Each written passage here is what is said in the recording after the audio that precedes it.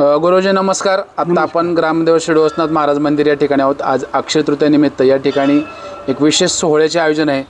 काय माहिती सांगाल? हे अक्षय तृतीया हा 3.5 मुहूर्तापैकी एक मुहूर्त आहे. मोठा मुहूर्त असतो हा. त्यासाठी आजकालची जवान पिढी आणि सर्व उत्सव समिती, नवनिर्मिती समिती, देवस्थान ट्रस्ट, हे सगळे नवीन मेंबर, नवीन जवान पोरं असल्यामुळे यांची उत्साह इतका मोठा असतो का की त्यामुळे देवही प्रसन्न होतोय, माणूसही प्रसन्न होतो. अशा भाषेत सर्वांचं स्वागत करावं असं वाटतं. त्यामुळे देवाचं पावित्र्य वाढत चाललेलं आहे आणि उत्सव सर्वांच्याच मनात भरल्यासारखा वाटतो. आणि बाकी सांगण्याचा कार्यक्रम म्हणजे काही, आता आज अक्षय तृतीया आहे.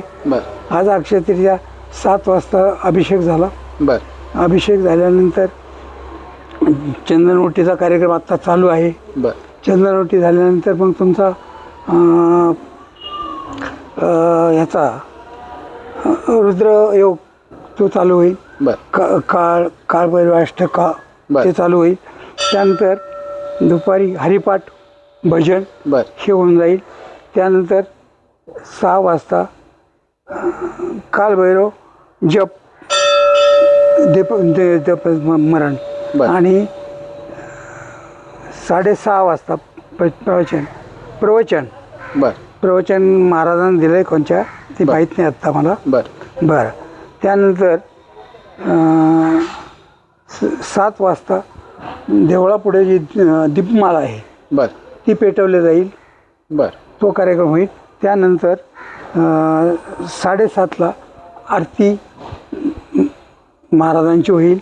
आरती झाल्यानंतर 8 वाजता सर्वांना महाप्रसादाचा कार्यक्रम नियोजित होईल. नक्कीच. म्हणजे संध्याकाळी कार्यक्रम हा सगळा उत्साही कार्यकर्त्यांनी मिळून आणलेला हा योग.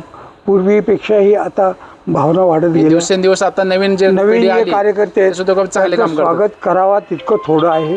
मग ते कोणत्याही कार्यात असो, उत्सव समितीत असो, नवनिर्मिती समितीत असो, नव्हतं ट्रस्टीमध्ये असो, पण हे कार्य त्यांनी करतात ना, ते पूर्वीच्या पेक्षाही छान, अगदी आरामशीर आहे. सर्वांना प्रसन्न होईल असं वाटतं.